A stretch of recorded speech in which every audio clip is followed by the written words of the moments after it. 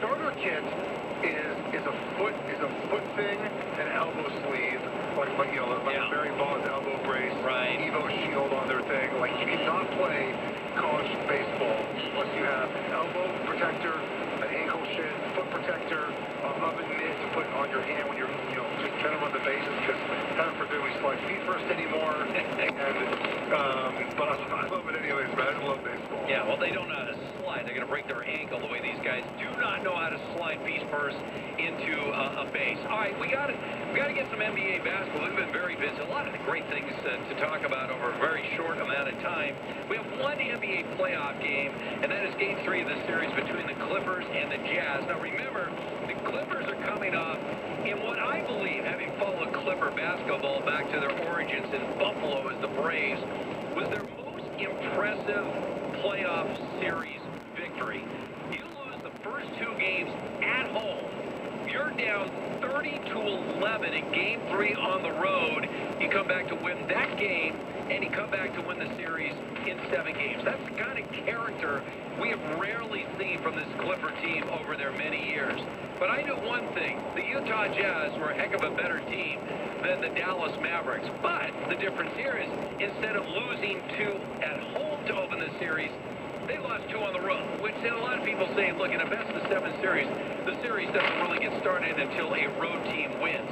So when you look at this series right now, A, do you believe the Clippers can still come back with 4 of the next 5 games and win this series? And if they pull that off, how's it going to happen? I mean, can they do it? Yes. Will they do it? I don't know. Again, like the lack of leadership, vocal, visible leadership at the very top is they just missed that, right? Like they missed the guy to kick him in the butt during the game. Like Kawhi's just not that guy. Paul George is not that guy. They don't. You need your superstars in the NBA because they're so important. Right? You only have 5 guys in the court at one time. They need to be vocal leaders, right? It's very rare to see successful NBA teams with superstars that don't have vocal. Look at Chris Paul, right? Like you need those guys. The Clippers just don't have that. So they don't have a set rotation, right? They have like 30 different rotations so far in the first 2 games. They're just a mess. But if it clicks, they're hard to beat because they have Kawhi and Paul George, and if they can find a way to slow down Mitchell, which is going to be tough to do. Maybe if you put Paul George over there, but I'm not sure George physically matched up well with Mitchell. Or you just say this, or you do this. You say, Donovan Mitchell, you get yours, and no one else gets any, right? Which is what we've seen from time to time as a defensive strategy. That being said, though, I've been on the Clippers side. They're getting no love, but the line keeps moving in their direction. So there's some sharp money coming in on them. I do think they win tonight. I think they win big tonight. And, the series kind of, it doesn't even out to be 2-1, but we feel better about the Clippers beating the Jazz. Yeah, I'm looking at a couple things in this series right now. And the 2 main players for these teams, Donovan Mitchell and Leonard. And obviously Mitchell has been the standout so far. In fact, he is averaging in these 2 playoff series better than a point a minute. And I always say this, when I watch a single guy go off like that game after game, I go old school basketball like, there's no way I'm putting him down. I'm not letting one guy beat me.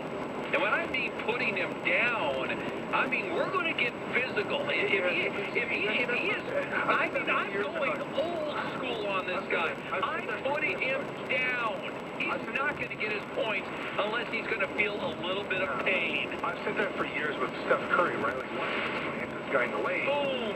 But that's not what the NBA is now. So You go old school for me, please.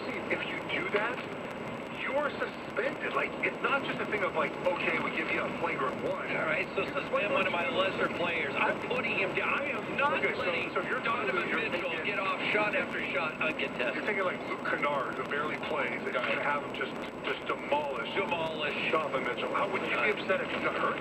Well, I'm just saying, I need him to knock him out of his rhythm.